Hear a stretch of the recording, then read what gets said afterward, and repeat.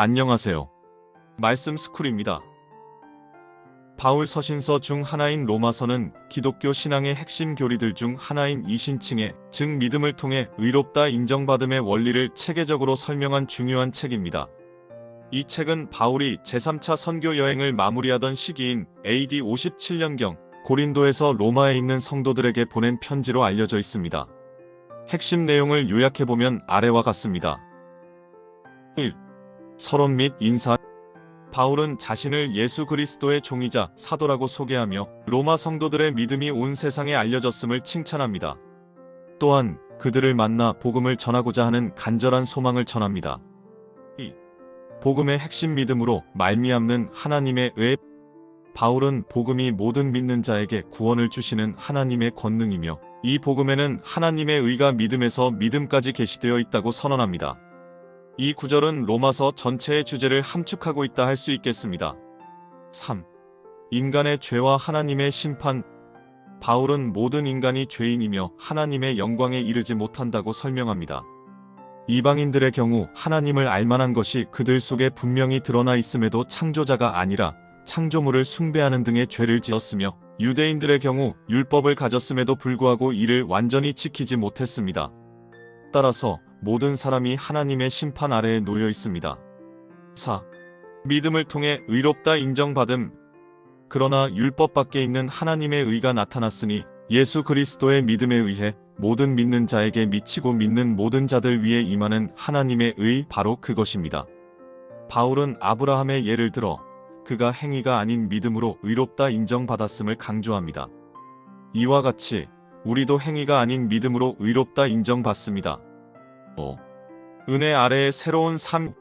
믿음으로 의롭다 인정받은 자들은 죄를 향해서는 죽고 하나님을 향해서는 살아있습니다. 하나님의 성령에 의해 인도받는 하나님의 자녀로서 영광스러운 미래를 소망합니다. 바울은 어떤 것도 우리를 그리스도 예수 안에 있는 하나님의 사랑에서 떼어놓을 수 없음을 선언합니다. 6. 이스라엘의 구원 문제. 바울은 그리스도를 배척한 동족 이스라엘에 대해 슬퍼하며 그러나 하나님께서 그들을 완전히 버리지 않으셨음을 설명합니다. 이방인의 구원이 이스라엘을 시기하게 하여 결국 그들도 구원에 이르게 하시려는 하나님의 계획을 밝힙니다. 7. 그리스도인의 실천적 삶. 우리 몸을 하나님께서 받으실 만한 살아있는 희생물로 드리라고 그리고 생각을 새롭게 함으로 변화를 받아 하나님의 선하시고 받으실 만하며 완전하신 뜻이 무엇인지 검증하라고 권면합니다. 또한 서로 사랑하고 은혜에 따른 각자의 선물로 섬기며 더 높은 권력들에 복종하고 이웃을 배려하는 삶을 살 것을 가르칩니다. 8. 결론 및 문안 인사.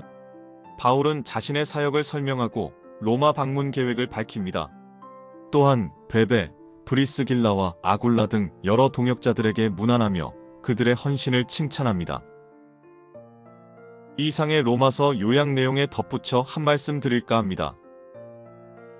킹제임스 흠정역 성경 로마서 3장 22절 예수 그리스도의 믿음에 의해 모든 믿는 자에게 미치고 믿는 모든 자들 위에 임하는 하나님의 의라는 말씀이 NIV 성경, 개역개정 성경 등의 소위 현대역본 성경들, 즉 카톨릭 성경들에는 예수 그리스도를 믿음으로 말미암아 그러니까 예수 그리스도를 믿는 믿음으로 말미암아 모든 믿는 자에게 미치는 하나님의 의라고 기재되어 있답니다. 똑같은 의미라고요?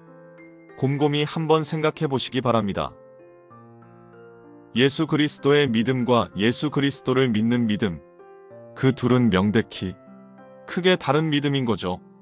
갈라디아서 2장 20절의 경우 역시 킹제임스 성경의 경우 나를 사랑하사 나를 위해 자신을 주신 하나님의 아들의 믿음으로 사노라 라고 기재된 반면 NIV 성경의 경우 나를 사랑하사 나를 위해 자기 자신을 버리신 하나님의 아들을 믿는 믿음 안에서 사는 것이라 라고 기재되어 있답니다. 귀하는 어떤 믿음으로 사세요?